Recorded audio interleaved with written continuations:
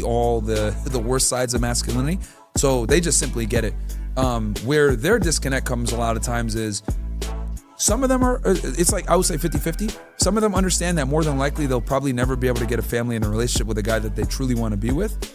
But then the other part of them is like delusional, thinking that I deserve a guy that makes $100,000 a month like me. And it's like, no, bitch, that's not going to happen. Right. Like, you're literally a whore. All right, guys, got Myron from Fresh and Fit here today. Thanks for coming on, man. Hey, what's up, man? I'm happy to be here. Man, a lot's been going on today. Yes. Holy crap. We got Brett Cooper announcing she's leaving Daily Wire. Yes. That's a big story, right? Yeah, it is a big story. It's funny because she made a video talking shit about me. Really? Yeah, dude. See, the thing is like when you have very, how to say this, polarizing views, everyone tries to come at you and kind of use you as a pinata to make their stupid ass content. And the reality is that she's a commentator, right? So none of her takes are really hers. She's kind of fed it by the Daily Wire. So she went ahead and made this video talking shit, toxic alpha males, which is hilarious because I've never once called myself an alpha male. I can't help if you see me that way. But I'm just a guy that stands on my beliefs, and I'm not willing to, bend or fold unless like there's conflictory information that shows that I was wrong about it. Then I'm willing to admit that. But a lot of the things I tend to be pretty damn accurate on, or I call it, right, the COVID situation, it was a fucking bullshit. We come find out it was. So feminism being a lie, right? We're seeing that right now. I've been calling this for years, that feminism and the over-sexualization of females was going to lead to some problems. And we see it right now, right? Like it's getting the worst that it's ever been. But yeah, with her, she called me like a toxic alpha male or whatever. And then obviously now she's leaving Daily Wire. And it makes sense because I'm like, okay, maybe it was her handlers over at the Daily Wire told her, like, you should do this, because Ben Shapiro had made an identical video to that like a year prior. Really? Yeah. What? So I'll give her the benefit of doubt, right, that she was under Daily Wire control. Because obviously a lot of the takes that they have, they can't really be fully themselves because it's got to be within the paradigm, as Ben Shapiro would say, or the Overton window, whatever the fuck him and Jerry McBuring want to call it nowadays. I call it control, especially when you talk about a certain topic. But that's a whole other situation. But yeah, I wish the best to her, even though she talks shit. Hopefully she's going to have her own takes now and it's not going to be, controlled and cultivated by the Daily Wire staff. Do you predict it being a Candace Owens situation where she blows up even more? Or do you think she'll kind of... Yeah, I think she'll definitely be very popular. I don't think she'll blow up as much as Candace Owens because the thing that Candace Owens makes Candace Owens like unique is that Candace Owens is willing to talk about topics that other people wouldn't dare touch on the right? Whether it's Israel or them boys, Candace Owens is willing to talk about that, and that's what many people on the right wing will never do. And I don't foresee Brett Cooper ever talking about that because right-wing media is run by those people. And you've made the choice to talk about these topics, right? And yeah. It's probably lost you a lot of guests, a lot of money. Absolutely. It's made a lot of people scared to talk to me. It's made a lot of people scared to sponsor. But, we kind of already knew this since we got on YouTube because we already kind of came in with kind of, how do I say this? I don't even think they're extreme takes. Like, men and women are different. Men are supposed to be leaders. Women are supposed to be follow. Women are subordinates to men. Like, this is all considered extreme in today's day and age. But the reality is, if you picked up a Bible, a Quran, a Torah, whatever, like men have always been in leadership roles, right? It's just that it sounds far-fetched now where we live in this feminized world where women are supposed to be equals when they're really not. They're inferior in almost every way. Right. Yeah. What about in the workplace setting though?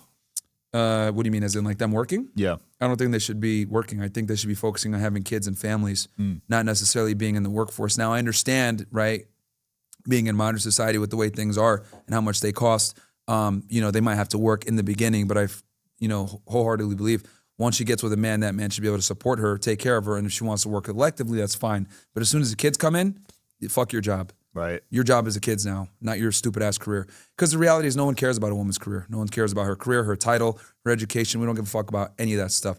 And the reason why is because no one gives a shit about female opinions. Let's just be very candid here, right? Women are inferior to men in almost every regard, right, of human endeavor. Men are better at almost everything. We create everything. And that's just how it is. Now, obviously I think a man, his job is to create a legacy and a last name, and a woman's job is to create children with that man's legacy and last name and have a family together. And there's some things that women do better, and they tend to be rearing children, dealing with people and these types of things, not being in a workforce. Right. Now, I know you're dating someone right now, but have you ever dated a woman in the past that made more money than you? Never. And that was by choice? it just never worked out that way, right? Because women that tend to make money and be successful, they tend to be hoes, you know, because a lot of times they went to college, they're educated, etc. And when girls go to college, we all know what they do. A lot of times they be whores, Right. Especially if they were in a sorority or they went to higher education, because feminism and leftist agenda in general tells women to, you know, kind of pursue career, pursue education, have fun in your 20s, be a slut, experiment with life, all these stupid ass terms that they want to say, find yourself, travel, live your life. Like that's all, you know, any guy that has like, you know, half a brain understands this is just telling women to be promiscuous until they find a guy. And I don't think a guy should ever accept a woman that used to have a promiscuous past. That's a problem, right? Girls that used to be hoes typically don't make good girlfriends and they don't make good wives. You know, There's a lot of studies on that, right? Girls with high body counts dating later in life. Absolutely, they're fucked. They're fucked. The analogy I always use is like women are kind of like glass. If you take a glass cup, right, and you drop it on the floor and it smashes everywhere, you can repair that glass. But guess what? If you pour water into it, it's going to leak every single time. And that's what it's like trying to build a foundation with a promiscuous woman. That's why all these girls that used to be porn stars, whatever, none of them can ever last in a relationship because all this trauma of them like being hoes and being objectified, they're never able to actually respect or be with a man long term because their purity is gone, their innocence is gone, and that's a woman's main commodity. Men are designed to create value. Women are designed to preserve value. Women are born with value, right? And I think, you know, as much as people want to say, Myron, you're an angry misogynist. No, I just understand that men and women are different, and I'm big on women protecting their value and preserving it, right? And if you want to be a whore, good job. You've lost your value now, and you deserve to be treated as such, like all these thoughts. And you got Lily Phillips out here. 100 dudes in a day. Yeah. You know what I mean? And look at like her face, like she did that interview, and you can see it. Like her face is like, she's just like, oh man. And she knows in the back of her mind, she lost her soul. She knows that she'll probably never be able to have a family. She knows that she's not going to be able to have children. And it's not going to hit her really until she hits her 30s and her 40s. The thing is, like, women are able to kind of like cope and say, oh, I'm okay. I'm happy single. Hot girl summer. Woo. There's a reason why it's called hot girl summer and not hot girl life, because women are not designed to be sluts long term. They can't fucking do it. As much as they think they can do it or want to do it, they can't be men. Right? Again, they suck at everything they do. So they can't even be whores properly. You know what I mean? So it's just like, no, dude, like you cannot do what we do. You guys want to be men so bad, but you fucking can't do it. We can run around, fuck a bunch of girls and decide, you know what? I want a family and be able to have that family and probably be okay, right? More than likely. But with women, it doesn't work that way. They were whores in their best years. They're not going to be able to like let go of that when they decide to have a family, if they even get lucky to have one. She's trying to do 1,000 a day. I don't know if you saw that. Yeah, I did see that. That's crazy. Cooked, man. Absolutely cooked. You know, God bless her, because I'll tell you this. Her darkest days aren't now. It's going to be later on when she realizes the consequences of her actions. But what I'm realizing with a lot of these OF girls, like they're trying to like say, oh, I'm, you know, religious now. I'm turning to Jesus. Like, I think it's a huge grift. I don't believe a lot of them are genuine about them trying to find God. Like one of these girls, Nala, whatever, she was like trying to argue with like, was that the red hair girl on the whatever show? Yeah. Yeah, I saw she was trying to argue with Andrew Wilson about like, I forget exactly what it was, but they were arguing something. And obviously Andrew's like a devout Orthodox Christian, knows the Bible in and out. And she's over here trying to argue with him. And I think he called her like a heretic, whatever. And I was like, yeah, like, what do you expect? Like this girl, like she's a fucking thought. She didn't convert for the real reason. She didn't convert for real. Like she didn't really find Jesus. It was all like a marketing ploy to make money. Yeah. Do you think porn and OnlyFans should be banned? Yeah, bro, it's a problem. It at least it needs to be regulated significantly, right? Like I find it incredible that like platforms will not ban or regulate pornography, but they'll absolutely ban or regulate like speech. Right. Like the things that I talk about, they'll go ahead and ban that, right? Which is supposed to be protected under the First Amendment. But then like pornography and all this other degeneracy is running around all over the place. Like it's a problem, dude. It's a huge problem. And you know, I get criticized a lot. Oh, well, you bring OnlyFans girls on your show. Yeah, I bring them on, right? They're number one, they're a fraction of the women that we bring on, right? They're not the majority. It's just that everyone remembers them because they tend to be the loudest and the stupidest. But it's to show men that regardless of whether it goes a sex worker or a fucking lawyer, which we brought all the women in between, a lot of them have the same, you know, mindset, which is, you know, feminism and, you know, prioritizing themselves, prioritizing education and income over a family. And I think guys need to wake up to this and realize, like, most of these women, simply put, are not cut out to be your girlfriend or your wife. Or if you do get with one of these girls, you need to come in with such strong frame that she bends to your will and changes, because you're going to have to come in and deprogram the fuckery that these women are on. Yeah. Do you think some of the blame should be on the guys, though? Because some of these girls are making tens of millions. You got Sophie Rain making $43 million. I'm assuming most of her clients are guys. Yeah, no, absolutely. The simps are a big problem. Simps are a huge problem in the United States, and the problem too is that there's like a porn addiction. Like a lot of these guys are literally addicted to porn, and there's a multitude of reasons for this. I've explained it, kind of like why I think we're where we're at with this situation. But without going into crazy details, yes, it's on the simps. They're a big problem in society. Dude, absolutely. It's mind blowing that they can make millions. Like, yeah, I don't personally know anyone that does OnlyFans, like buys OnlyFans stuff. Yeah, but the thing is, a lot of guys do it secretly. That's crazy. And a lot of guys could watch my show just to like subscribe to the girls OnlyFans. Like, there's a lot of simps, man. Like a lot of these guys, because here's the thing, right? We'll do our regular show, right, where we teach guys how to make money, be attractive, geopolitics, whatever, right?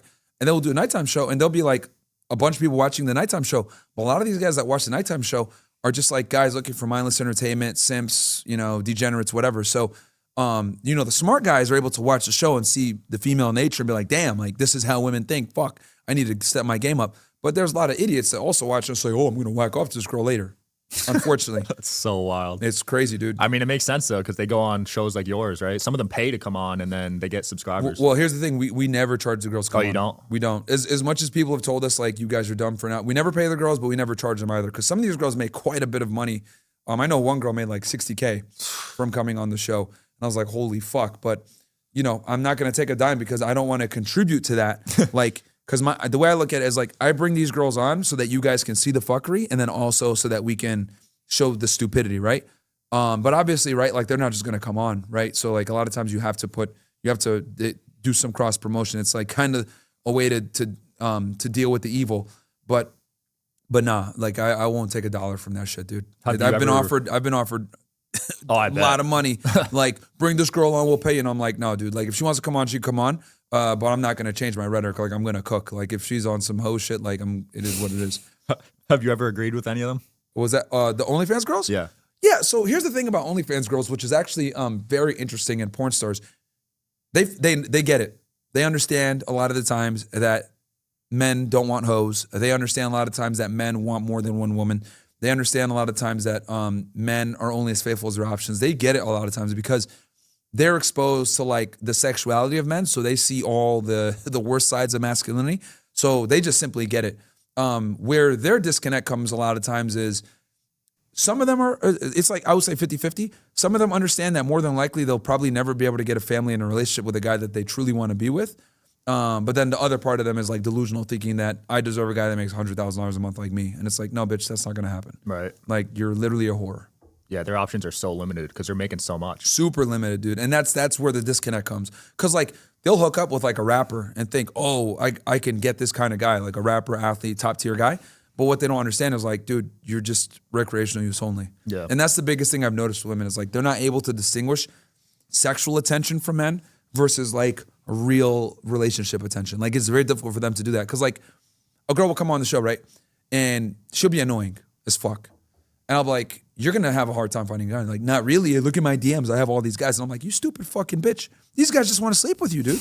You're literally insufferable. Like, and I've had to tell them this, and they still think like, well, I still have all these options. And that's what fucks them up. They have all these options. They think that they're viable. They're not. They just want to fuck you, man. They just want sex. Yeah. Damn. But they don't catch on to it until they're like in their 30s. I don't realize, my phrase is this: women don't mature until they start buying their own drinks at the bar. That's what I've realized. That's a good quote. Yeah. They really don't fucking get it until they're buying their own fucking drinks. Because at that point, that's when they realize that their sexual market value is perishable, and they realize, holy shit, like I actually have to bring something to the table. One of the things I do on the show a lot of times, girls say, oh, literally this happened last week. Girl comes on. Okay, well, I ask her, what do you think you want? What do you want in a man? Guy's got to make $250,000 a year, be attractive, charming, all that shit. Cool. Well, why do you deserve that guy? Oh, because I'm one of one. Really? You're one of one. Mind you, I got like 7 other girls there, right? So I'm like, all right, cool. All of you put your 2 hands up like this, right? 10 fingers. Okay, I want your name, one thing that makes you redeemable or attractive to a man for a long-term relationship. Oh, I'm loyal. Okay. Oh, I'm funny, whatever. Good cook, right? So each girl goes through, I'm loyal, finger down. And when you mention a trait that another girl has, all of you have to put your fingers down. So I'm loyal. Cool. Every girl puts her finger down. I'm nice. Every girl puts her finger down. I'm, trustworthy. I can cook, whatever, blah, right? Next thing you know, by the time I get through the table, all their fingers are down, right? And I'm like, and I look at that girl and I say, look, you and every other girl here brings the same fucking thing to the table. There's a mic drop moment because she had to see it right then and there through this experiment. You bitches aren't fucking special. Like the things that women bring to the table that men look for can be found easily.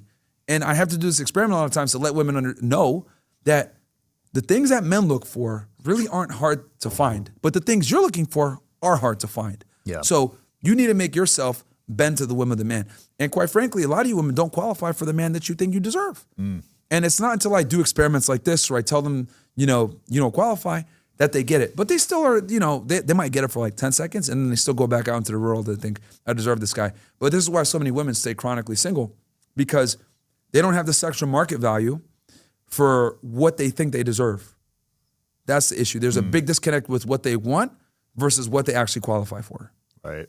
So when you're giving advice to guys when they're looking for dating advice, do you recommend they ask about the girl's past when it comes to like partners and everything? No, because she's gonna lie every single time. It's a waste of time to ask for body counts. What you need to do is look at her behavior. So there's just certain things guys got to look for, red flags, like what type of work does she do? What type of boyfriends has she had in the past? Does she have a father in her life? Does she respect male authority in general? Is she combative? Like all of these things, her Instagram, right? What kind of pictures does she have up before when you meet her? Does she like to club a lot? Does she like to drink? Does she do drugs? Did she do drugs? Like all of these things are huge red flags. I think if guys like paid attention to that, because the thing is, girls that are sluts have certain behaviors and certain traits that if you see one, is it a deal breaker? Not necessarily, right? But if you have a bunch of them, well, the likelihood of her being a 3 or 4 goes up. Right. So I think guys need to, watch her behavior and see what she does. Because what men need to understand is that when you meet a girl, if she likes you, she's going to sell purity, right? Men sell success, women sell purity. So she's going to sit there and tell you, oh, I'm a good girl, I do X, Y, Z, blah, blah, blah. Fuck all that. You need to watch her behavior and see what she does.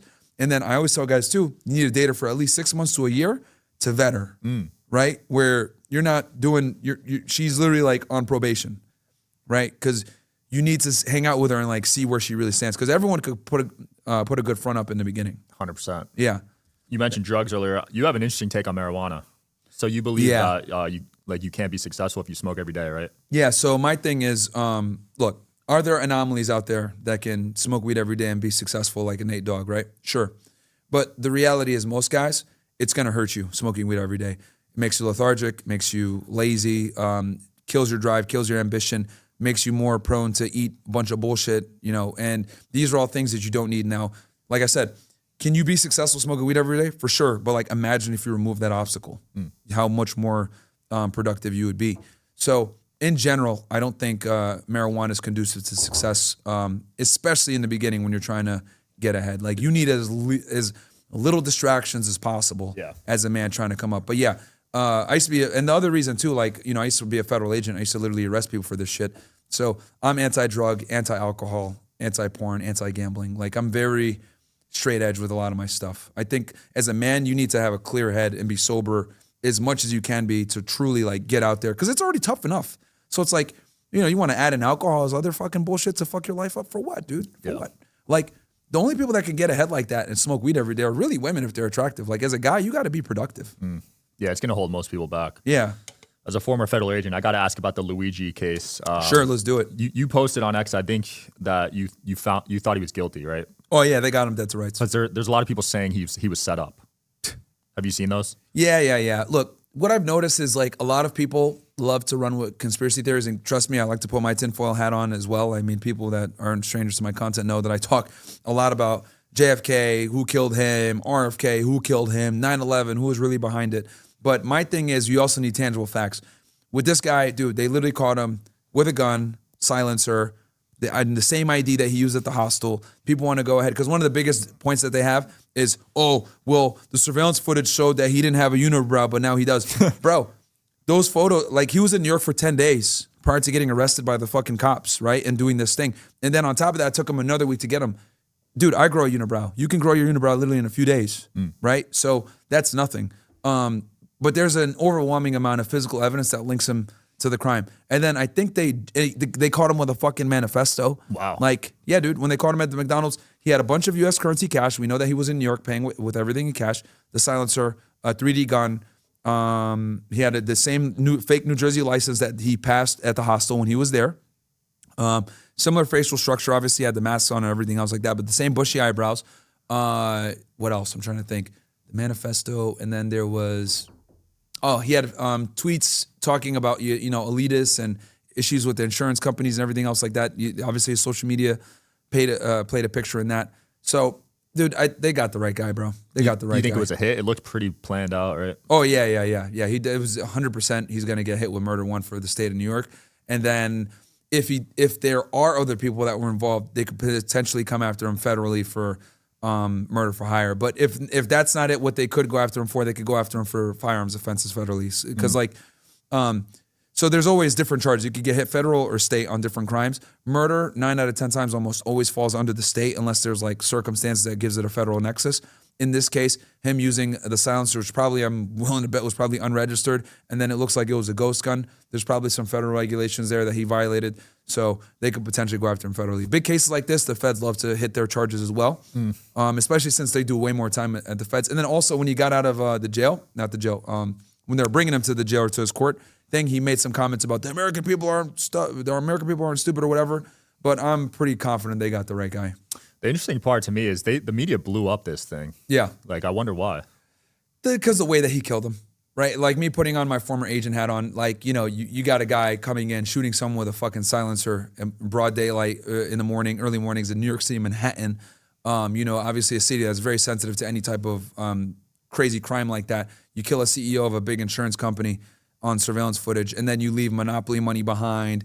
You're on some fucking Riddler type shit. Yeah, the media's gonna eat it up because serial killers he's not a serial killer, but anytime a murderer does something where they're sending letters to the media or the cops or taunting them, it's gonna hit the news. You look at someone like a BTK, Dennis Rader, or a Zodiac killer, who to this day they still haven't fucking formally identified him. Crazy. They have 2 main suspects, which is a whole other conversation. But anyone that sends notes or whatever to the police or leaves anything that's taunting like that, it's gonna be front page news. Yeah, I feel like murder these days with all the cameras everywhere, it's almost impossible, right? Yeah, if you're gonna commit a murder nowadays, man, you have to really be on point. It's gonna be a lot harder. It's not the 1970s where serial killers were running wild. Like all the top serial killers operated in the 70s, whether it's Ted Bundy, Zodiac killer, late 60s, Torso killer, John Wayne Gacy, the killer clown. All of them operated in the 70s, man. Samuel Little, who actually has the most confirmed kills, all of them operated in the 70s. And the big reason for that, interstate highways, and then before police departments were sharing information through databases, like serial killers like Ted Bundy, who traveled interstate, and Samuel Little, who were killing women all over the place, they kind of created this need for law enforcement to have one centralized database and be able to share information through something called NCIC. So that actually prompted a lot of the interstate databases was these serial killers. And an interstate highway made it where you could travel from, one major city to another in another state immediately. And then you've left that jurisdiction. We know that murder typically falls under the state. So it's going to be a lot more difficult for them to track you down and build a case against you. And then this is before the invention of refined forensics and DNA. So it made it a lot easier for them to be able to commit these crimes and be able to escape. Yeah, you don't really see mass murders these days. Yeah, Dennis Rader, the BTK killer, they caught him later in the 2000s, but he had been committing murders since the 70s. Wow. And they caught him with the Golden State Killer, the same thing through DNA later on. Really? Yeah. So it was on whatever weapon they found? Yeah. So 2 interesting stories. So Dennis Rader, aka the BTK, bind, torture, kill. What happened with him was he had committed a murder in the 70s, one of his first murders, where he cut the power lines and he killed a family and he assaulted one of the little girls in the basement. He left DNA at the scene. They took that DNA and they preserved it. Fast forward to the early 2000s, he had stopped killing for a while. He had a family, he had kids and stuff like that. He was going to church or whatever. And what ends up happening is he decides he wants to make a comeback. So he writes a taunting letter to the police saying that he's going to come back and everything. And he sends them I think a Barbie doll tied up with a cereal box, right? Serial killer. Terrible joke. But anyway, they end up finding him he said, hey, if I give you guys a floppy disk, will you guys be able to trace it? And the cops are like, no. And he sends his floppy disk in like a dumbass or whatever. And they're able to find it back, trace it back to him, right? That he worked at, I think, a church or something like that. And we're like, okay, well, how do we know that he's the actual guy? So what they did was they had this DNA from back in the 70s. and they needed to get a DNA sample from him. So they knew that his daughter, well, I think was at the University of Kansas or whatever, and she had went to go to a doctor's appointment, so they had DNA from her. So they went and got her DNA from the school. What? You They could do served that? them- yeah, they went. Yeah, they served them with a subpoena. Oh, okay. And were able to, or search warrant, whatever, some legal document. I'm assuming it will probably be a search warrant potentially, because that's pretty invasive. Yeah, especially daughter. It's not even him. Yeah, so they went ahead, they got her DNA, compared it to the DNA at the scene from the 70s, match, and they're like, oh shit, and then when they fucking arrested him. Another guy, the Golden State Killer, they ended up catching him later on. He also would, commit crimes where he was like raping women and stuff like that. So they had his DNA from a crime scene as well. He had this unique thing where he would like he'd break into the house and assault the women, and then the guys in the house, what he would do is he would tell them, because he'd rob them, he'd break in with a gun, right? Yeah. And he would tell them, okay, you got to sit on all fours, and I'm going to put he put dishes on their back. So if they moved, he would hear the dishes crash, and he would kill the woman, or he would threaten, like, hey, you better stay like this, and if you fucking move, I'm going to hear the dishes crash, I'm going to shoot her.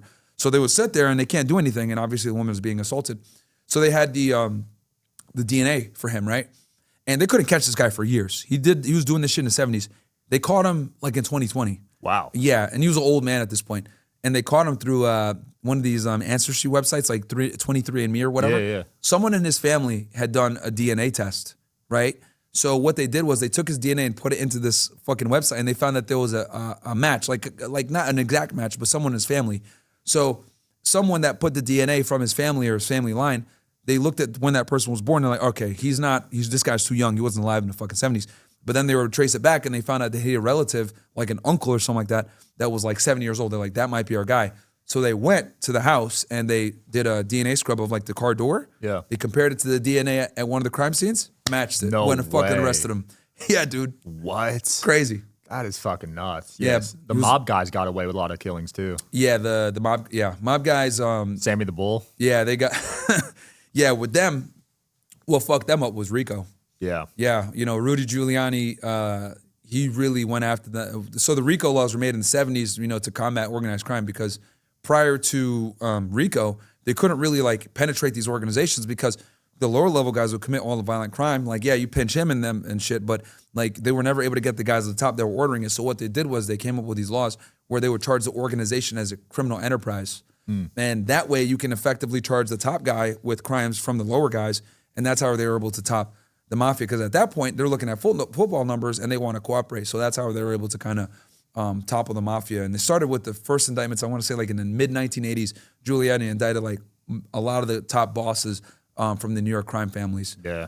And that actually led to, one of the most, John Gotti rose to power because one of them got indicted and they didn't like him anyway. Who was it? It was the head of the Gambino family. Well, either way, they famously killed him in this right in front of this steakhouse in New York City. That, yeah. Sammy the Bull killed him, right? I think he was involved in the planning. I don't know if he actually pulled the trigger and killed him, but John Gotti was there. Right. Yeah, I know what you're talking about. I forget that. You know what I'm the talking old about, right? dude, right? Yeah. Super old. Paul Castellano? Yes. There we go. They killed Castellano. Yep. Yeah, that was a big deal. And they killed him in like when he was at the steakhouse. And this was, I think, after he got indicted in the mid '80s. But yeah, the mafia, and now those RICO laws that they use it against 6ix9ine, they use it against Casanova, they use it against all these gangs. So like the worst thing you could do nowadays is be a part of a gang, because not only are they going to come after you, they're also going to come after the whole organization. And then also the other good thing about RICO is they're able to kind of evade statute of limitations. So people look at the Diddy case and they see like all these assaults happened in the early 2000s. They're like, how the fuck are they able to do this? Statute of limitations. Well, when you bring RICO in, guess what? If you can establish that they had been committing these crimes as a pattern of racketeering over a prolonged period of time, and the crimes are continuing, you could bring in all those crimes even though it's past the statute of limitations, because you're showing that it's a continuing criminal enterprise. That's crazy. And that's how they're able to go after R. Kelly. That's how they're able to go after Diddy on these most recent human trafficking charges. You think Diddy has any chance of getting out of this? He's fucked, man. He's really done. bad. He's cooked. Like it's actually our HSI New York office that did the case, and HSI New York, because I worked for HSI when I was on the job out of Miami. That's a very good office, and then the United States Attorney's office there is very aggressive. So the prosecutors that are working on that case were similar to they're basically using the same charges against R. Kelly, and R. Kelly ended up getting 30 years. Damn. So with Diddy, Yeah, man. He would have to give someone else up, which, we know Jay-Z recently got accused. I saw that. By the 13-year-old. Weird timing, right? Yeah, crazy timing. I will say this. And this actually ended up being the best thing for Diddy. If Diddy has footage of what went down that's being alleged of him assaulting his 13-year-old or whatever, or some kind of strong physical evidence that could show that this person isn't lying or whatever, then that would probably help him a lot with his case. He would do something called the 5K proffer. He'd meet with the agents and the prosecutors, give the information. He wouldn't be, it's basically like you can give the information without being used against you.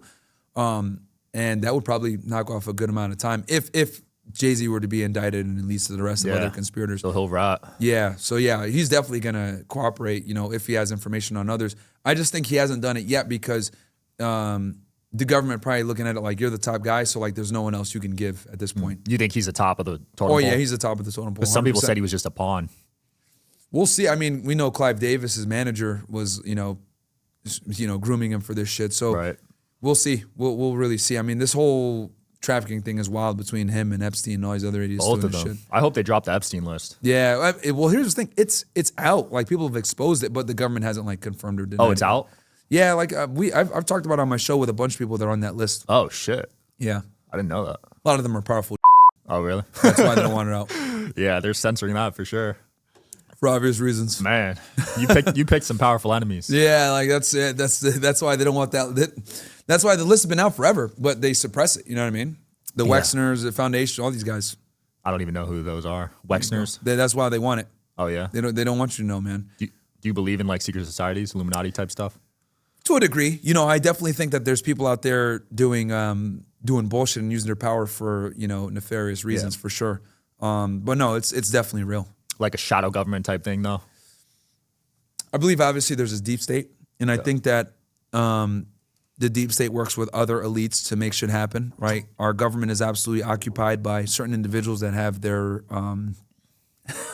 have their intentions, and their goal is to make as much money as possible and not necessarily care about the people. Which why a lot of people love this Luigi guy, right? He kind of exposed an issue with their insurance world. I've said this forever. Their insurance business is a very dirty business, very evil business. It's the only business where they do everything in their power to not render the service that they're paid for. Like you are paid to help people in times of need. And a lot of times when they come to you, it's like during one of the worst times. And then their job is to kind of deny you the aid. Right. Because it's not profitable for them to pay out for your surgery, right? And keep you alive. It's more profitable for them to just let you die a lot of times. So it's an evil business. And I mean, I think killing a CEO wasn't really the way to do it because at the end of the day, someone else is just going to step up and continue that, evil enterprise. But it did bring light to an issue that we have in America where it's not a left-wing or right-wing issue. I know Ben Shapiro did a whole video saying that, the loony leftists with the blah, blah, blah. Like, bro, this is an issue that it's not a political issue. This is a real problem in America where we are one of the most powerful countries in the world, yet people are dying from fucking not having insurance. Like what? Right. Yeah, that's crazy. Terrible. We're one of the wealthiest, but one of the unhealthiest. Yeah. Which is crazy. Yeah, and this is why I think like RFK got like so much support is because we have so many problems. Like obesity is a huge problem. Like I went viral. I went on Jubilee and I said, we need to have concentration camps for fat people where they fucking concentrate on health and diet and exercising. And they looked at me like I was crazy. And I was like, well, hold on one second. Did we not just hold people in their fucking houses for 2 to 3 years because of some pandemic, right? Because of COVID for health? So you're telling me we can tell people to be locked in their fucking house for years, can't work, destroy the economy, destroy the fucking world. But I tell people, let's put them in a fucking concentration camp where they can concentrate on exercise and diet and fucking not being a fat piece of shit. And that's looked at as controversial. Whatever. Yeah, you're trying to help them. Yeah, man. Like obesity is a serious problem in America. Like I think we need to mercilessly ridicule and bully fat people because it's an issue. Like you want to look at all the health problems that we have. It all stems from obesity. Heart disease, the #1 killer in America. It's all from people being fat as fuck. Diabetes. Like if we rein that in, we wouldn't have all the issues we have with health. And then hopefully that wouldn't necessarily have the same implications where we need to rely on these fucking predatory pieces of shit in the insurance world. Because the thing is this, they don't want you healthy. They want you fat. They want you stupid. They want you eating the bullshit because that allows the insurance companies to pay out what they need to pay, and then the pharmaceutical companies go ahead and make a bunch of money on medicine. Yep. Like, it's not, there's no incentive, there's no money to be made when you're actually healthy and don't need to use the healthcare system. Yeah. Right? So they need you to use the healthcare system, but not too much though, not too expensive, because we want to be able to still make some money on the insurance world. Then we're going to go ahead and give you expensive ass fucking medicine that's not good for you, that's going to make you even sicker because we don't want you healthy. Yep. And the way to avoid that is by not being a fucking fat piece of shit and not using, like, I think most medicine is toxic and poisonous. 100%. Anything made out in the lab is. Yeah. I remember when I was a kid, you got bullied for being fat. Yeah. But now with the body positivity movement, you probably get canceled. It's ridiculous, man. This is all liberal fucking bullshit. Like, I see all these fucking fat shaniquas dancing around as cheerleaders. What the fuck? Why do we have fat cheerleaders? This is unacceptable. Like, completely unacceptable. Get these fucking hippopotamuses the fuck out of here, right? And that's the issue with the black community too. Like, they just promote degeneracy. And this is something that I get, oh, Myron, you're a fucking racist. Look, here's the facts. Black women weigh about 187 pounds on average. That's more than a fucking man. Yeah. That's unacceptable. They wear fake hair a lot of the times. They have attitudes. They have issues. When polled with public service, right, when it comes to like the service industry, they're the least requested when it comes to being the customer service rep that you deal with. And then also they're the least requested whenever you have a customer base. Like, they don't want to wait on black people. Like, bro, got to do fucking better, right? So there's a lot of issues here with, and that's just one group of people that promote the whole fat bullshit, right? Like, black women promote it all day. Oh yeah, Lizzo and all this other shit, which she's losing weight now, I'm glad. But there's multiple groups of people. That's just one example. But we promote people being fat way too fucking much, and it's an issue. And then it leads to all these other problems. Yeah, the black people are coming at you, but at the end of the day, you actually mean well. You're trying to help them. I'm trying because, like, the thing is this in the black community. They don't like the fucking truth. If I say something like systemic racism and critical race theory is all fucking bullshit designed to keep you a fucking slave, to make you feel like there's white supremacy that's holding you back from success, it's all a lie, right? Police brutality. It's not like, yes, does police brutality exist? Of course. But the reality is they kill way more white guys than they do black guys. Way more. It's just that it doesn't go in the fucking news, right? If this Marine, Penny, had choked out some random white guy in the fucking train station, no one would give a fuck, bro. No one would care. So the reality is that these, race bait people, whether it's the BLM or some other influencer like a Tariq that sits there and makes all their money off race grifting, like, they need that shock. They need that sensation. They need this, thing of white supremacy to make money, because they know that it's easier to be a victim than to take accountability. They know that being a victim is extremely profitable because people always want to feel like victims, so they can go ahead and have something to cry and complain about. Like feminism, the minority communities, etc. They need a boogeyman. Who is that boogeyman? The man. Who is the man? Caucasian man. Let's just call it what it is. We live in a world now where racism is okay towards white people, right? It's okay to shit on white people. And when we say shit on white people, who do we mean mostly? White men, because they're the privileged classes, they would say. So I look at it like I'm one of the few people that calls out this fucking ridiculousness. Look, the white man ain't holding you back. The Chinese man ain't holding you back. The Indian guy ain't holding you back. You can become successful regardless of what your skin color is or the way that you look, right? If I want to go ahead and play race politics, I'm Muslim, Arab, black, whatever the fuck you want to do. I can sit here and be a victim all day. Oh, Islamophobia, oh, white supremacy, whatever. But I refuse to fucking use that shit. So if someone like me, who can use every excuse in the book to say I'm a victim, refuses to do it, I don't want to hear nothing from these motherfuckers that were born here, raised here, hold an American passport, one of the best passports in the fucking world, speak English, live in a first world fucking country, we're running water and electricity, talking about, oh, white supremacy, it's so hard for me. Shut the fuck up. There's kids in Gaza right now that haven't eaten in a week, and then your dumb ass wants to sit here and say, oh, I can't get a job. Get the fuck out of here, man. We live in the best country in the world, and a lot of these assholes that cry about white supremacy, whatever, they've never left the country. They've never went anywhere else and seen how bad people have it. Right? Do we have our problems in America? Of course. But it pales in comparison to other places. So I refuse to let people have this fucking victim mindset that a lot of people in the black community have, where it's like, oh yeah, white supremacy, blah, blah. The reality, you motherfuckers commit a majority of the violent crime. Black men commit a disproportionate amount of violent crime in relation to their population. What, 6% of the population committing 50 to 60% of the violent crime in America? That's a problem. Yeah. Let's deal with the real issue. We don't have fucking fathers. It's not white supremacy. It's no fucking dads. That's the issue. But they don't want you to, but these like, BLM motherfuckers aren't going to talk about that. They're more concerned with BLM stands for buying lavish mansions. They're going to buy these lavish mansions by fucking scamming you and telling you that you're a fucking victim. And I fell It's for ridiculous. it. I fucking donated. That was the you last did? time I donated to a charity. Oh, shit. Yeah, you posted on X, BLM is a domestic terrorist organization. They are because they use violence and intimidation to push their political agenda. That is the definition of terrorism. And and obviously they were founded in the United States, so it's domestic. I mean, look at the George Floyd riots. You're over here, right? Making a fucking criminal, career criminal, by the way, George Floyd, aka George Fentanyl, a martyr. Give him a golden casket. What?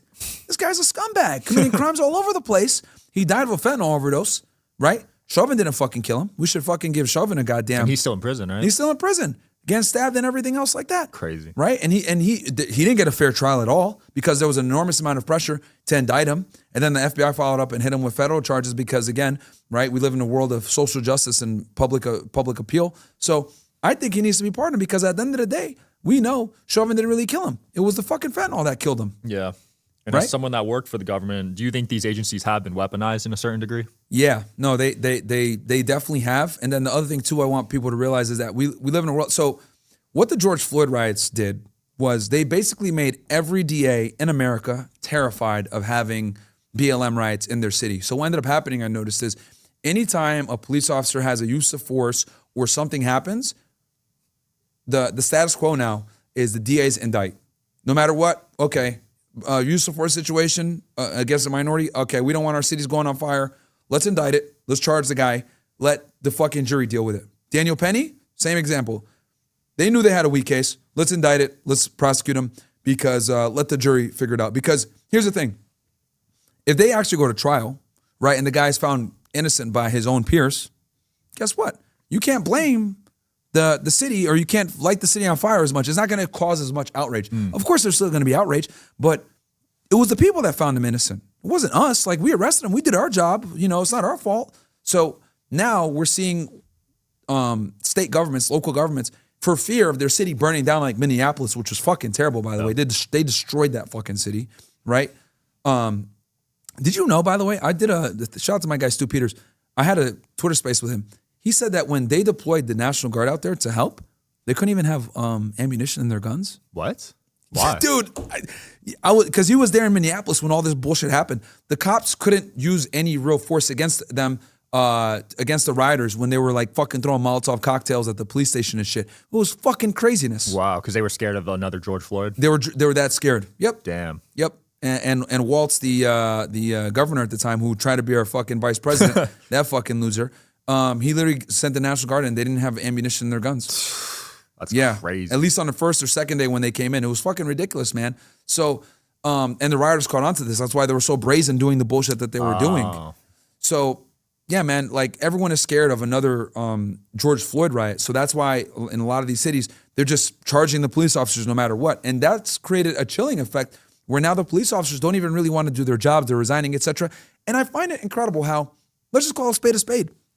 The most violent and dangerous cities in America, what are they? They're all Liberal, blue cities, yeah. liberal, and what? Huge population of black people. I fucking said it. I don't care. It is what it is. Why is it that all of the most crime-ridden cities have a huge black population? And it goes back to what you said earlier. No If fathers. the truth is racism, then call me a fucking racist, whatever. Well, you can't even be racist against your own, right? I guess not, right? But they wouldn't consider me black. That's how they get me out. They're like, well, you ain't one of us. You're Arab. Fucking idiots. You're only half. It doesn't count. My family's from Sudan, literally the land of the blacks. And they want to sit there, focus on your country. Motherfucker, I was born and raised here. I carry an American passport. I've served this country. I have more allegiance to the nation than you because I actually call it like it is. I'm not going to sit here and fucking lie because, race politics and I don't want to feel bad about talking about black people. The truth is the truth. Black people commit a disproportionate amount of the fucking violent crime in the United States, and it's a fucking problem because we have fatherless households. Yeah. That's the issue. And everyone else is too scared to say this because they don't want to be labeled a racist or kicked off the internet, whatever. It's a fucking black problem. It needs to get fixed with the father in the households. These women need to stop having sex with fucking, Pookie and Ray Ray without a condom and having these kids out of fucking wedlock and creating all these fucking issues. That's the problem. But no one wants to address that because that's racist. And a lot of people have victim mentality. Huge victim They mentality. don't know about it. Everything is the fucking white man's fault. Right. Fucking retarded. Yeah. Low That's IQ shit. That's a dangerous mindset. It is, dude. And that's why the perpetual victimhood and they never really, do better. Yeah. It's because they always want to point the fucking finger and blame everybody else, and it's ridiculous. You got to bring this up when you debate Dean Withers. Yeah, if he actually does it, that fucking pussy. What'd you agree on? Yeah, I told him like let's set the debate. Tell me what platform you want to do it on, whether it's me or we go on Tim Pool and do a culture war or whatever. We could pick the topics, but we haven't even got there. I literally showed the DM. We're saying like, hey, when are we going to do this? I'm going to be in Vegas, but he didn't respond. The thing is, what I've realized about liberals, whether it's Hassan Piker or him or whatever, they're all fucking cowards because they know that they argue on feelings and not facts. And that's the thing that I always have to my advantage is I am telling the truth and I got the truth on my side. So if I don't care if you want to debate me on systemic racism or you want to debate me on Israel, you want to debate me on, masculinity, whatever. Like I got the truth on my side because I rely on biology and facts, not my fucking feelings, right? So, but it's very difficult for people to do that. And then on the left, they can't do that because everything is victim, disparity. Like they'll lose. To be fair, they'll probably lose sponsors if they had you on too. Yeah, that too. They'll lose money. So I get it from a business point of view, but it does suck. Yeah, because they never want to actually debate. Like they'll sit there and say that conservatives are idiots, right, or whatever. But then I'm like, all right, cool, let's have a discussion. They don't want to do it. Yeah, they don't want to do it. This is why I respect Destiny. I like Destiny a lot because me and him, even though we disagree on virtually fucking everything, he will at least sit across from me and we'll have a debate. And we've done it many times. These other liberals, they won't fucking do it. They're pussies. Yeah. Cowards. Hassan Abi, this Dean Withers dude, they're cowards, bro. Yeah. You see all this Twitch stuff going on right now? Yeah, dude. Fuck Twitch, man. Twitch is literally the pussiest, lamest, wackest platform. Like, they will ban you for like off-platform activity. Like, they banned me like for off-platform shit. Because when I was on there, I was cool. Like I was adhering to their guidelines, whatever. But they can ban you for off-platform shit. And in my head, I'm like, wait, hold on one second. So ban me for off-platform shit. I know what that means because I'm critical of a certain state. And then I look and like someone like Hassan is like every day spending 8 hours talking shit about Israel. And I'm like, dude, I don't even talk shit about Israel. That like I criticize Israel, whatever, but that's not all my content. All he does all day is like, because he's a political commentator. So he's always talking about what's going on in the Middle East, whatever. I do that as well, but not all my content is political commentary. So I'm like, so let me get this straight. This guy is over here crying about Israel all day. I criticize Israel and I'm getting banned for that, but he's still around. And the ADL's coming after him hard. And here's the thing too, that's very important. I don't advocate for anyone to ever be censored. I don't want Hassan to get censored. I don't want even my worst enemy, even H3, who advocates all the time for me to be censored, saying I'm an anti-Semite or I'm a sexist or I'm a racist, whatever stupid ass term they want to use against me. I don't advocate any of them be censored because I truly do believe that we need a market, the free market of ideas to be able to get the best idea. People need to be able to digest different ideologies and figure out what works best. And then just let the marketplace work itself out. Right. But the left never wants that. They want you censored because they know that their ideas don't stand up to reality, right? If you look at censorship in general, it overwhelmingly comes from the left. Now, are there some guys on the right that advocate for censorship? Of course. But what I've noticed is censorship almost always comes from the fucking left. Yeah. 100%. Because Hassan has advocated for me to be censored. H3, same shit, but I would never advocate for them. Like, I don't want anything to happen to his platform because his stupid ass ideas need to be out there so that people can compare them to mine. I don't want their ideas gone. I want them to be in the marketplace, but they will sit there and advocate for people to be censored. He said, oh, he was talking about getting Sneeko banned off Twitch. He probably might have had a word in for us getting banned. Like, dumbass Ethan Klein has talked about us, that we're anti-Semitic and we shouldn't be wherever, or we're racist or sexist, whatever term they want to use.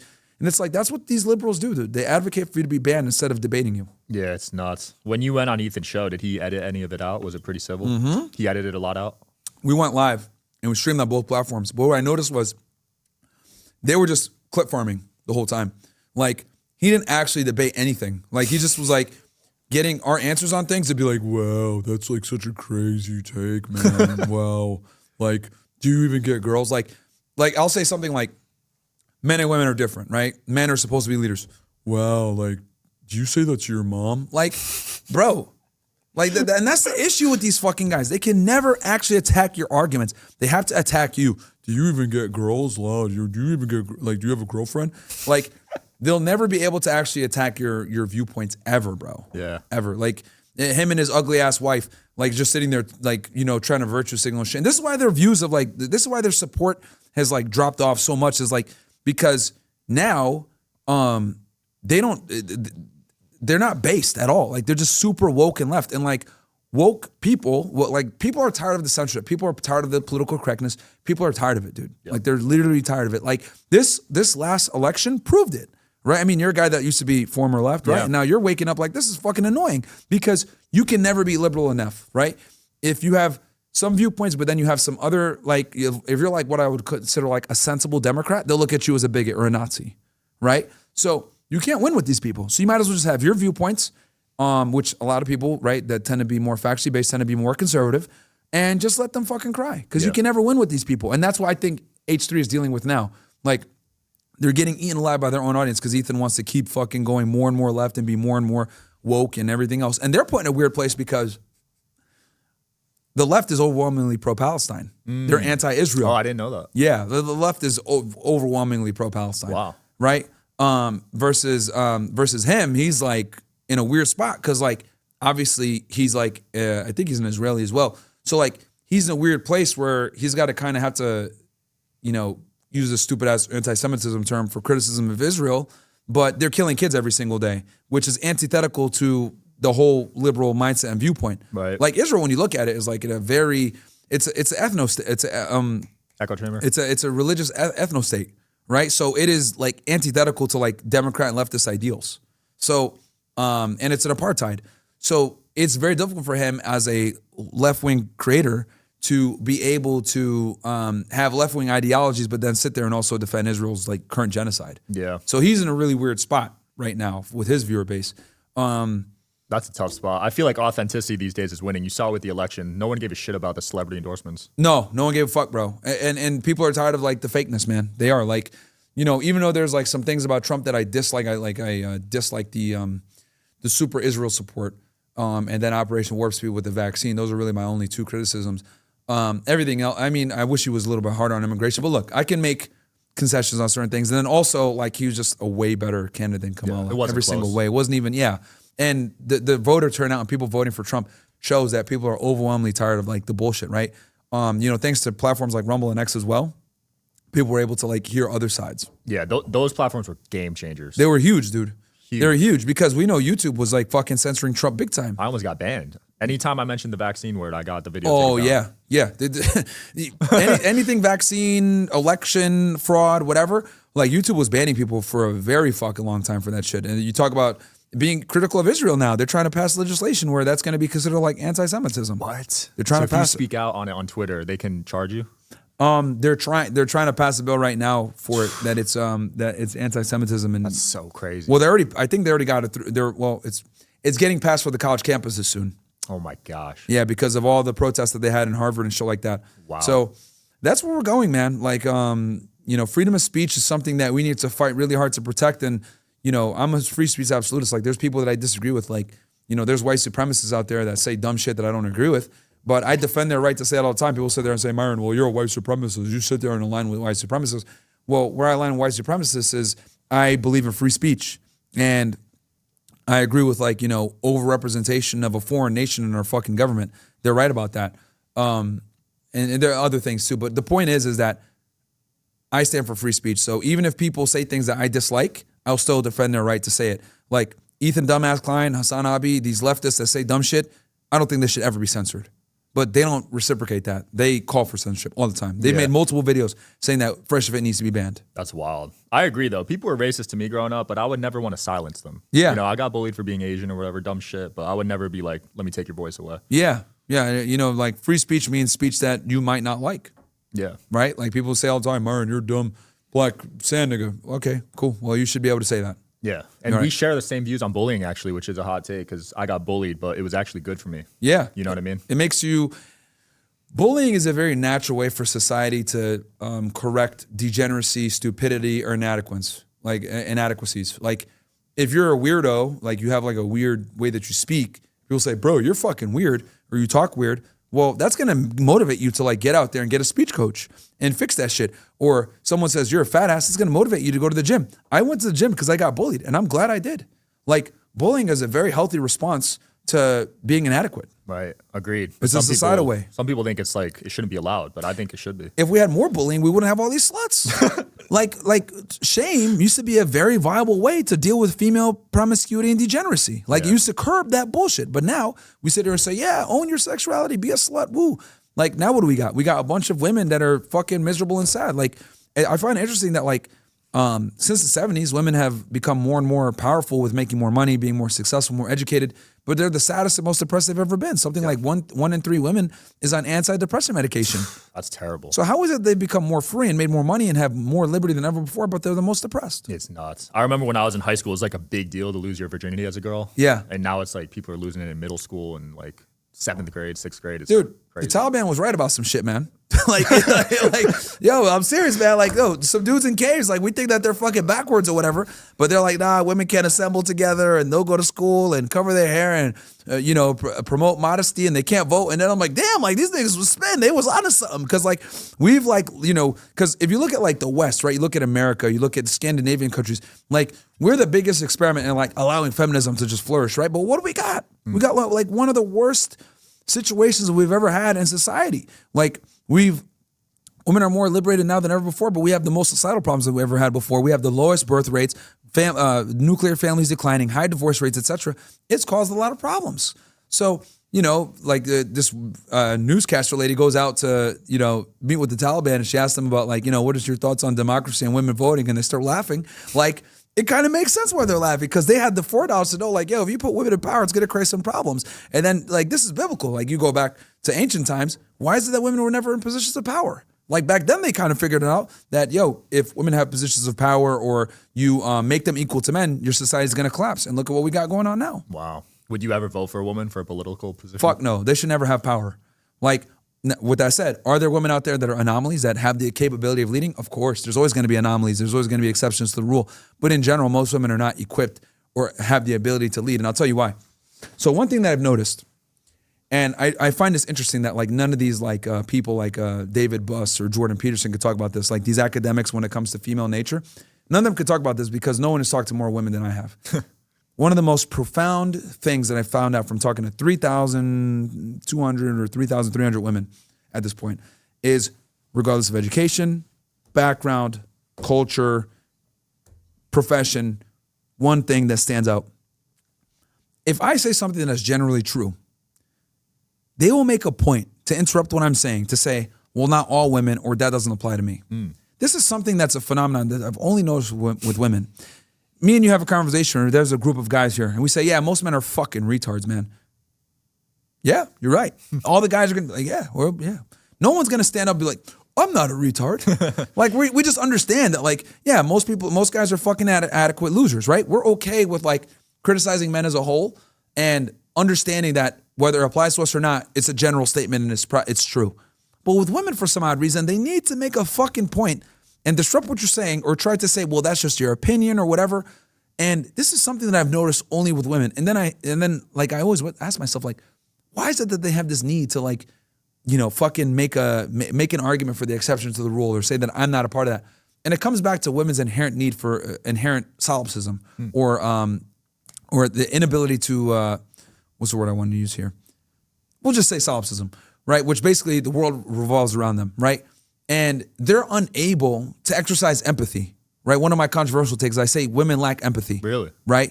And people say, well, that's not true. I'm like, well, don't get it twisted. They have sympathy. They can feel sorry for you or they can feel pain towards your situation, but they don't have empathy. And what I mean by this is they don't understand like the male experience and they don't understand men in general, right? And the reason why they don't understand men is because they don't have to.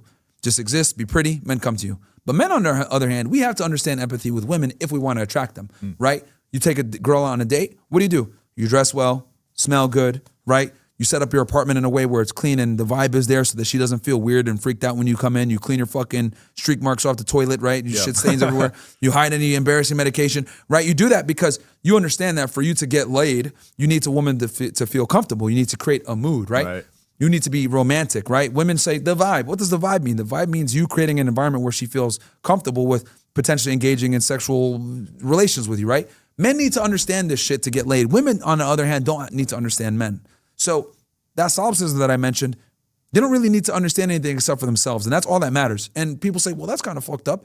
Well, it's actually natural. And the reason why is because since women are tasked with having children and caring for children, they need to care for themselves because they understand that they're the incubators of the next generation. So that's where that need comes from. Like, there's I think it's called Bruffel's Law, if I'm not mistaken, where a woman understands that I need to use a man to get a child, and then once I have a child, get resources from that man to take care of the child. This is why if you ask a woman, hey, your husband or your child, they're always going to pick their child every single time.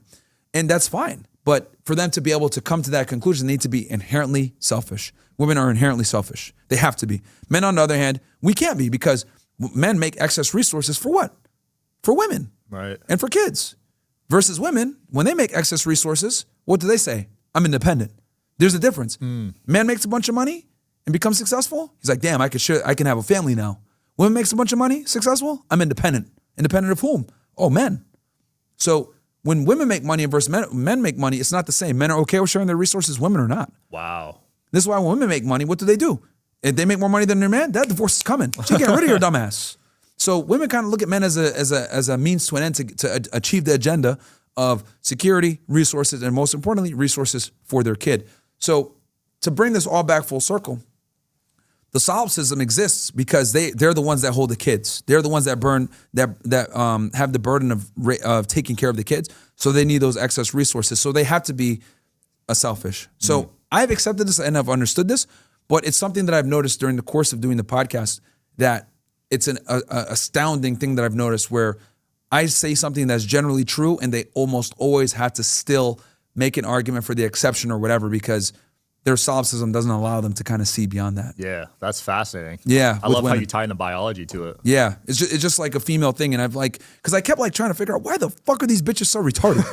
Why can they not understand general things? But then it comes back to they just have this inability to empathize with facts and the way they feel, right?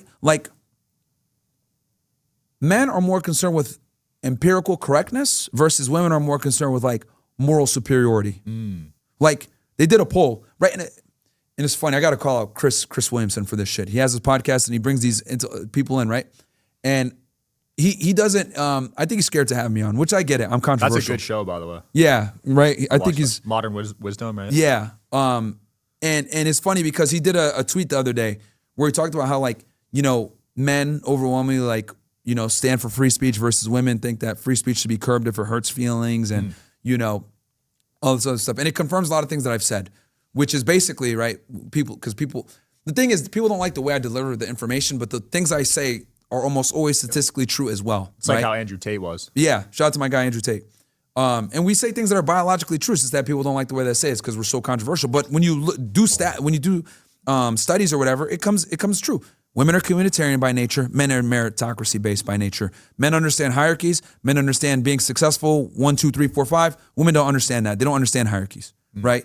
If a rich man walks into a room and there's a bunch of guys there, we understand the pecking order and we're going to respect that guy because he's a millionaire, he's successful, etc. Women don't give a fuck about that shit. Oprah walks into a room, they don't really care because is she pretty? No, the prettiest girl gets the most acknowledgement, right? So women don't have the same concept of meritocracy that men do, right?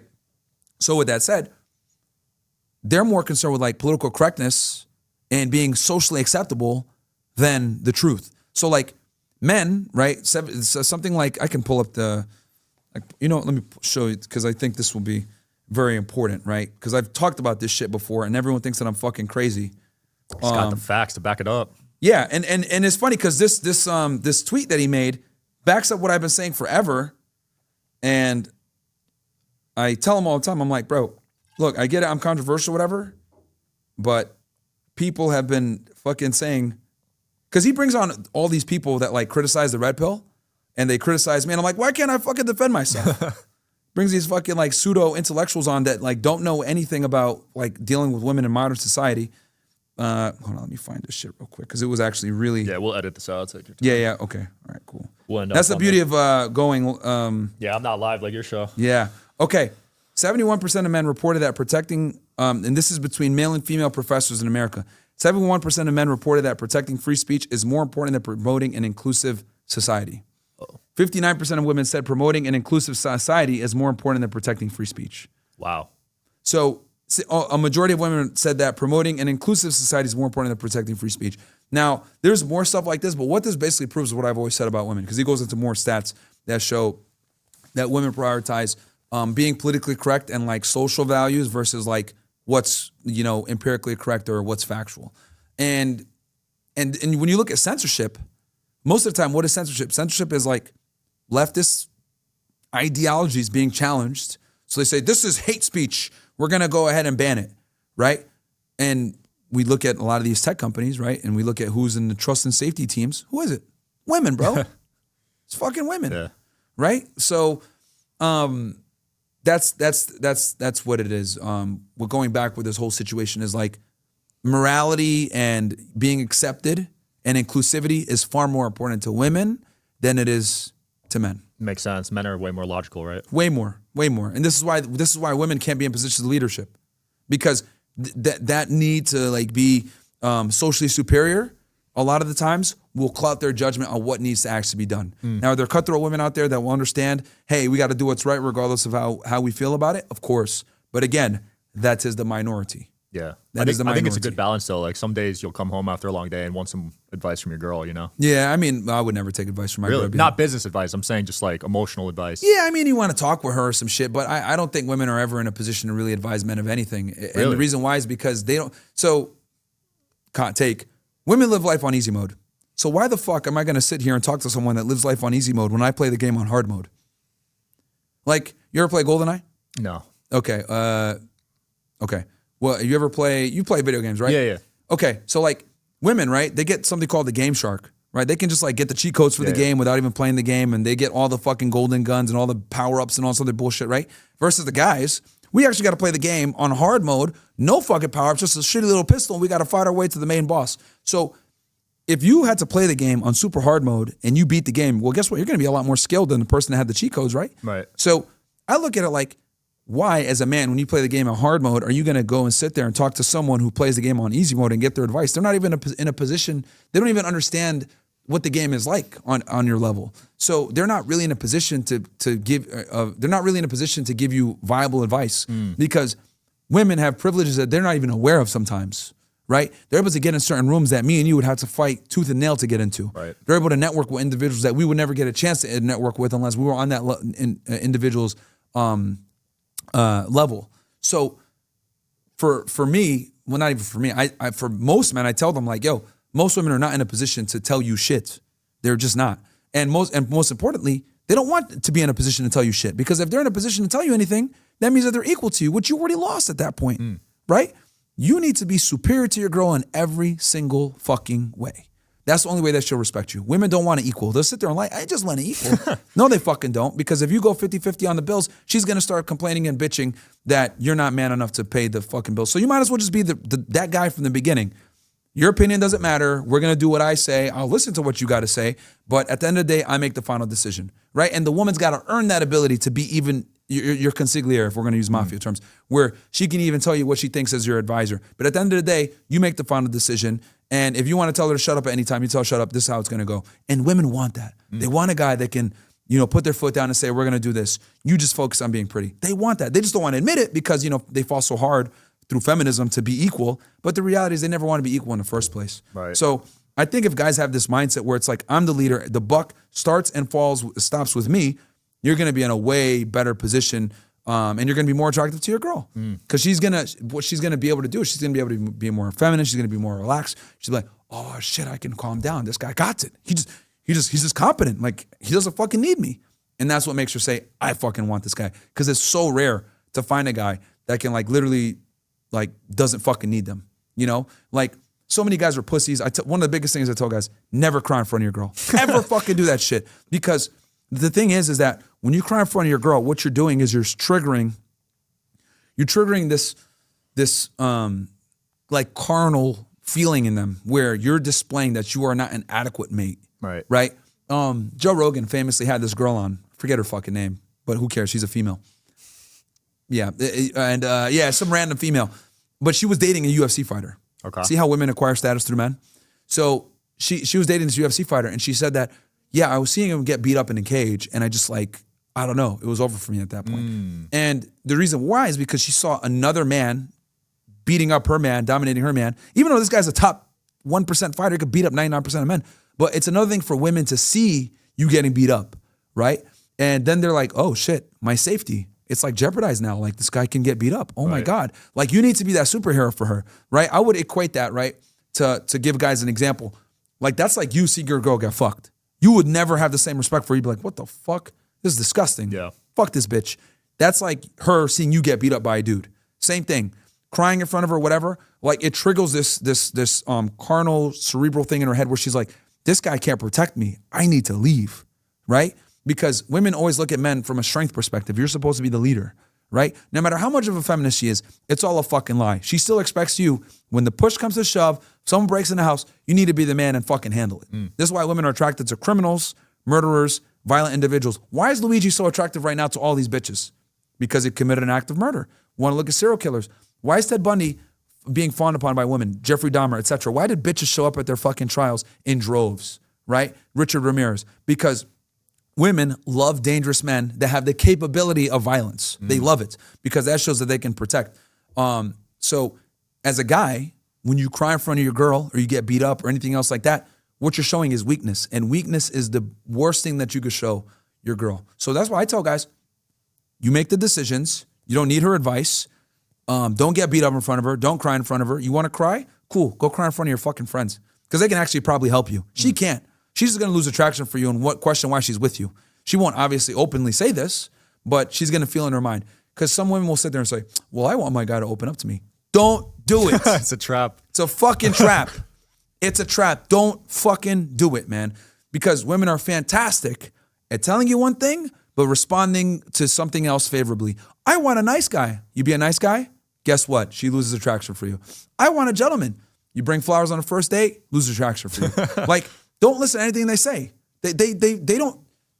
The thing with women is what they say they're attracted to a lot of times is not what they're aroused by. What they're aroused by is a guy like me that tells them, shut up, you're wrong. We're going to do this. Doesn't take their bullshit, right? Doesn't tolerate them talking back to them, right? Like I look at women as inferiors, if I'm going to be all the way honest. You guys need to look at women as inferiors because if you look at them as inferiors, it's a lot easier. You can go up and talk to them without an issue. You can be confident. You could be the masculine leader that you need to be. And I know some people are like, well, that's fucked up, Myron. But men need to have this mindset because it's going to take them off the pedestal. The worst thing you could do is pedestalize women. Because when you pedestalize her, she inevitably has to look down on you. When she has to look down on you, she loses respect for you. You need to be looking down on her. Because when men are in the position of power, when men are the ones that are being admired by a woman and treated like a king, we know how to act, right? The problem is this. Chivalry used to exist in a time when women were actually ladies, right? When they weren't getting all this attention from randoms on the internet, when they weren't being fucking sluts, when they actually deserved to be treated like a lady. But now, with feminism and women think that they're equal, etc., you have to do everything in your power to establish the hierarchy that you're actually the prize here and that you are the man, you're the leader. So with us, right, a guy might not get a gift from a woman ever in his life. He might not get a kiss until his 20s. He might not get a date until his 20s. He might not get a girl to say, oh, you're really cute ever, right? Men rarely, if ever, get compliments or attention from women. So when we do get it, guess what happens? We appreciate it. We act good. We say we're really happy, right? We will keep that gift and treasure it. When women get attention, they get it all the time. They don't value it. So for you as the man, the reason why you need to be in the position of power and why she needs to be looking up to you is because you know how to fucking act when you get that admiration. You know how to appreciate it. Women don't know how to appreciate male attention and respect anymore because they're sluts and they get it all the time now. So now the shoe's on the other foot. We have to be the ones where they admire us. They need to be the adorer. That's the only way they're going to stay in a relationship. Because the other thing men need to understand is that women are far more likely to leave relationships. Since they're far more likely to leave relationships, they need to be entertained more. The only way that they're going to be entertained more is that you need to be the one that they're chasing. Women are like cats. Throw a ball of yarn at a cat plays with it for a bit. If you keep moving the ball of yarn, the cat keeps playing with it and chasing it. But if you let the ball of yarn stay, it plays with it, eventually gets bored, walks away. That's women. Women don't want consistency. They don't want monotony. They need to be constantly excited. And the only way they feel that is that you need to be the guy that they're chasing. So they need to feel as though they're inferior to you at all times so they can stay in the relationship. Because the example I give is this, and I give this example to women all the time so they understand. And I need the guys in here to understand this shit too, because I got to get it through their fucking head when they say stupid shit like, Happy wife, happy life. No, you dumbass. It's happy king, happy kingdom. This is how it goes. If you go to a store and you get a deal, right? You get a fantastic deal. Let's say you got it for 50% off. Are you going to go back and return the car or whatever you bought? Probably not. You got a great deal. But if you bought the car and you overpaid for it and then a friend comes in later and says, yo, dude, I got that car for like 75% off. You're going to go back to that deal and be like, hey, what the fuck? Yeah. That's how women are. They're always looking for the best deal. So if they know that they got the best deal, they're not going back to that dealership. And you need to establish you're the best deal all the time as the guy. But as the woman, right? For the women, right? They need to feel like they got the best deal at all times so they don't fucking take your ass store back and think they can do better. Because women always look, when women deal with men, they're doing it from a, how do I say this? They're doing it from a doubt lens. Like, do I have the best guy that I can get? Right? And if the answer is, yes, like this is the best that I can do, they're not going nowhere. This is the best deal. They're not going back to that dealership. But if they feel like they can get a better deal, they feel like they got gypped. They overpaid for the fucking car. They're going back to get a better deal. Right. So you need to always be that best deal. And that's why I tell guys all the time, stay in the gym. Don't fucking, be a pussy and start following her lead.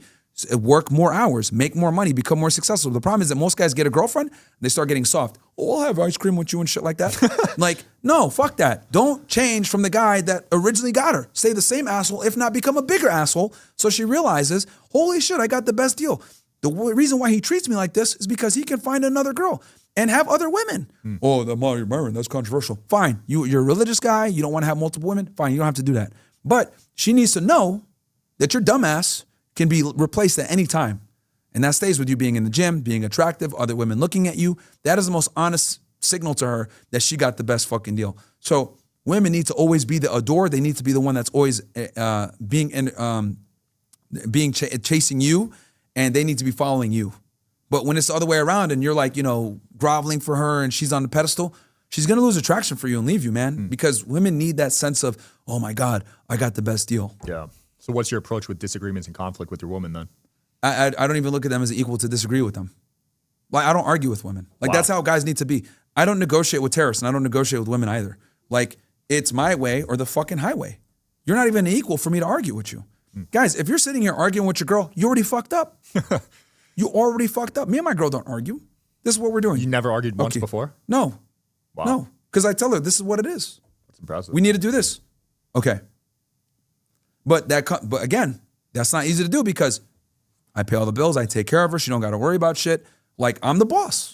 This is how it goes, right? And she loves that. So you laid out clear expectations from the start. Yeah. I think that's the important part. Yeah, you have to, yeah, you know what I mean? But yeah, I genuinely believe, like, this is why I tell guys, it's so important that you're superior to your girl in every single way, right? Because you can't do this shit. Because the other thing too, let's put some onus on the guys. Guys want a submissive woman that's going to follow their lead or whatever. They're a fucking bum. They don't got a job. They live with your mom and shit. Don't got a car. The fuck do you think this is? Like, if you want authority over your girl, you also need to be responsible for your girl. You also need to be that fucking guy, right? You can't have all this authority and be a fucking loser. You have to have your shit in order. You got to be in the gym. You got to be that fucking guy. She should be looking up to you as like a role model damn near. Yeah. So, but yeah, no, I don't argue with my girl. And I truly believe if anybody is here in a relationship and you're arguing with your woman, you lost, bro. Damn. Because to argue with someone implies that you're equal. That's true, man. Well, Yeah. man, what's planned for next year? Next year, man, keep doing the pod, wake more guys up. That's really like my biggest thing, man, is like helping guys with like getting a credit score on point, buying real estate, making money, being in relationships where they're happy with their girl respects them. Because there's nothing worse than a guy that like is in a relationship with a woman that like doesn't respect them, bro. That's a miserable fucking existence. Or when the woman has a leverage in a relationship, she treats that guy like shit, dude. Versus like if a guy has the leverage, like 9 out of 10 times you're gonna treat her well. You know what I mean? Like like if you got the unless you're like a fucking scumbag, like I don't tell you guys this stuff so that you treat a woman poorly. I'm telling you guys this so you can be in a position to provide everything for your girl so she don't got to worry about shit. Right. I'm a firm believer in the nuclear family. I'm a firm believer that men should be the ones working and women should work electively. And if you have kids, they don't work. So that's how it's got to be, man. Your girl should be able to chill and be happy. Women are the happiest when they don't have to worry about like bullshit stuff like work and shit. Yep. We'll link your stuff and we'll link Castle Club below. Oh yeah, appreciate that, man. Thanks for coming on, dude. Absolutely, man. Yep. Thanks for watching, guys. Peace.